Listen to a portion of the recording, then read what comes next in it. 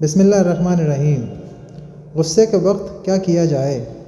عطیہ بن Saadi سے روایت ہے کہ رسول اللہ صلی اللہ علیہ وسلم نے ارشاد فرمایا، غصہ شیطان کے اثر سے آتا ہے، یعنی غصے میں حدود سے تجاوز شیطان کے اثر سے ہوتا ہے، اور شیطان کی آفرینش آگ سے ہوتی ہے، یعنی شیطان اپنی اصل کے لحاظ سے آتشی ہے اور آگ پانی سے بجھائی جاتی ہے۔ لہٰذا جب تم میں سے کسی کو غصہ آئے تو اس کو چاہیے کہ وہ وضو کر لے